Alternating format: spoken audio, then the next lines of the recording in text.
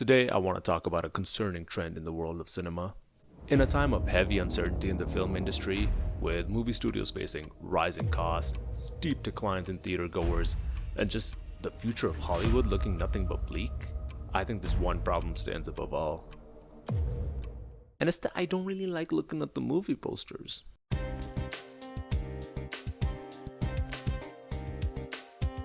So, if you've been in the part of TikTok that the algorithms place me into, you might have been seeing like a bit of discourse about movie posters these days.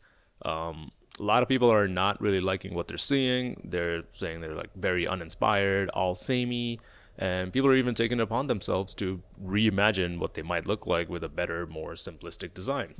And this is something that I myself have been noticing throughout the years. Well, I think especially when the MCU era was at its like peak, where pretty much all their posters were just floating heads, and those were the biggest posters out there. And I think it just kind of got to a point where there aren't really any posters coming out that where I look at them and think, wow, I really want to go see that movie. I'm pretty much always just waiting until somebody else tells me this was a really good movie, and then I'll finally go watch something. But I have met modern day graphic designers, and contrary to what the industry might make you believe, they weren't like drooling babies. They were people who knew how to design graphics. So, why is it that despite good design ideas being more prevalent than ever, are we getting such garbage? Alright, so to start, I think it's important that we get a wee bit of a history lesson about where movie posters came from, how they evolved, so that we actually have an idea of what we are comparing against. And I'm gonna be staring at my notes quite a bit for this one, so I'll paste like a picture or some eyes right here while I'm looking down. To begin, we will start at the beginning. The first movie poster that we actually have a record of was for this Lumiere brother film called La Roseados, and it was this like painted picture of people watching a particular scene in the movie. And now, just like any other form of art, movie posters also had their stylistic periods, and this poster kind of kicked off the first one, I believe. This is the one I kind of define as slap a scene from the movie onto a piece of paper, period, where most posters were just a scene from the movie being painted out. And honestly, I think like painting them really does give this nice touch. And while you're using a scene from the movie, it kind of already gives a nice composition to the poster. But as movie posters became more prevalent, they started becoming a bit more sophisticated. And they tried to kind of capture a vibe of what the movie was, so that people who were interested in that vibe while they were passing by movie theaters, they would want to go in and watch this movie. And then occasionally they would show like a big name star that people really seem to enjoy. Yeah, and then you would just see a lot of these like beautifully done Art Deco inspired posters with like bold geometric shapes. And me just being a very vibe based person, this is probably my favorite period. And then this next era, from around the 40s to the 60s, the real peak of Hollywood, and inarguably a very important time, maybe even the most important time. I'm going to skip for now because I think it'll make it marginally more exciting if I bring it up later. And then in the 60s, there was a lot of unrest in America because of things. A revolution was in the air, and as such, this could also be seen in the movie posters, with the designs becoming a bit more minimalistic, more abstract, more punchy, as they were trying to kind of provide escapism to people when they really needed it. And I think if any period could be like objectively considered the best, it would most likely be this one, with like so many iconic designs coming out: 2001, A Space Odyssey, Jaws, and others probably. But of course, objectivism is bad, so we're not gonna say that. Then finally, we come to the modern period, where photography really started to take off. Painted posters were pretty much completely phased out now, and new big name stars started getting bigger names than ever. Everyone kind of wanted to become a brand because Star Wars was a huge, huge hit. And then before you know it, the designs kind of started getting more and more towards what we know so well now as like the floating head, background for movie, brand name, period.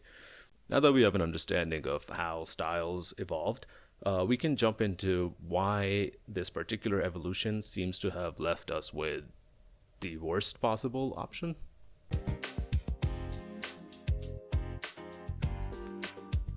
I think this is the most obvious reason people can think of as to why things are the way that they are. The main goal of a poster is to convince somebody to come watch a movie. And I think studios will use whatever tactic is best to achieve that goal. At the start, the movie industry was in its infancy. People would kind of just go watch a movie based on what the vibe was, what the subject matter was. Everything was new. We were still like figuring it out. Then, in the rebellious phase of the West, these minimalist, punchy posters offering escapism were in style. And then now, in the contemporary days, what really sells is stars and brands. So, yeah, they're gonna be all up on there. But I think it goes a little deeper than that. It's also about what films are even being marketed.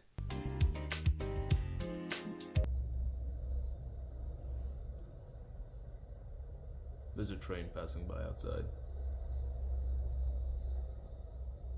So it's not the hottest take to say that Hollywood is not doing very well right now, with low attendance in theaters and just insanely bloated budgets in their movies. And all of that is kind of leading to just not a lot of movies being made at all. During the peak of movie making, studios like Universal and Warner Brothers were making on average like this number of movies per year.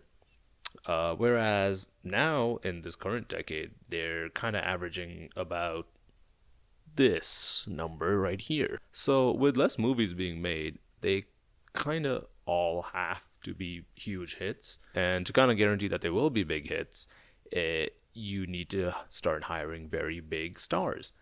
And ironically, hiring big stars leads to more bloated budgets, means there's less budget to make more movies. And so now the even fewer movies now also have to be very big hits. And it's just kind of a cycle. A negative feedback loop is what it is. So all of that is just a way of saying the movies that we're gonna see are the ones that are going to have very big stars in it or very big brands.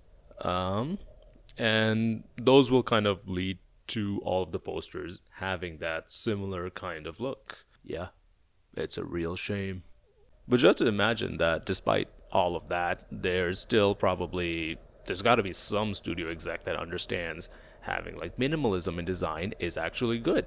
Or some graphic designer that can kind of figure out a way that we can have all of these elements, all of these stars, all these brands on the screen while still making a very compelling design. And yeah, there probably totally is. But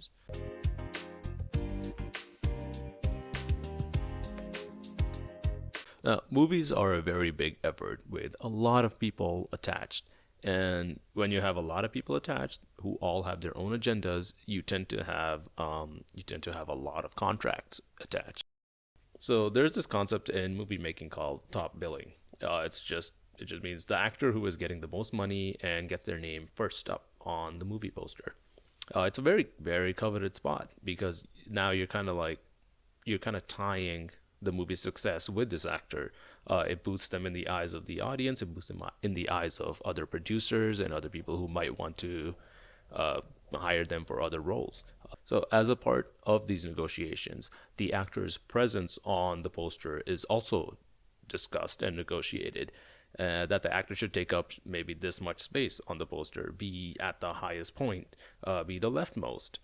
There's actually multiple stories of names on posters having to be placed in a way that one actor would be the first actor top down, while another would be the first from left to right. So for most graphic designers in charge of creating these designs, they don't actually even have all that much freedom on what they can do. They just have a huge list of requirements, and the best they can do is kind of have this pre-existing framework of the floating heads and do some embossing around it. And as an aside, this kind of explains why Tokyo Drift, the Fast and Furious movie that didn't have like any of the main cast in it, honestly, in my opinion, had the best movie poster. This is actually where I want to bring up that thing that I skipped before about movie poster design in the 40s. Because in the 40s, that was also when movie stars were becoming very, very big. And with what we talked about with marketing of stars and actor contracts, as you can imagine, the posters back then also had the same like actor and movie scene from the movie look. So, no, posters didn't really evolve into the worst possible option. All this is kind of to say they always had the capacity to be the worst. So yeah, I think that kind of explains why movie posters all kind of suck now, and we should just be sad. Or should we? Don't start crying at the dying arts industry just yet, because there is indeed still hope. While we might be seeing a lot of awful poster designs, those are just the ones that are being heavily marketed. While doing research into this topic, I was bombarded with an onslaught of movie posters, and I did start to notice that the ones that didn't really have like this heavy marketing push, things like horror movies, where the marketing is already so restricted, and movie studios generally don't seem to care about them as much because they tend to be R rated and already don't bring in a lot of money, or animated movies that don't really have a star's face that you can just slap on the cover, or heck, even movies that aren't from. They're still coming out with banger after banger for their movie poster designs. So no, I don't think all poster designs are like awful now. But it's just quite a shame because they certainly do seem to be a little hidden. So to conclude and TLDR this a little bit, the film industry is a bit turbulent to say the least right now, and as such, we are getting fewer movies, and those fewer movies tend to have bigger stars attached so that they can actually be marketable and profitable. And with big star power comes big star responsibility. Uh, that responsibility being particularly that they need space on the movie posters. So the fewer movies that we do see all tend to have the same standardized poster design. But what we see isn't all that there is out there. There are still plenty of amazing designs and amazing things coming out that are just beneath the surface, waiting to be found. So I would definitely encourage people to dig a little deeper and find these hidden gems.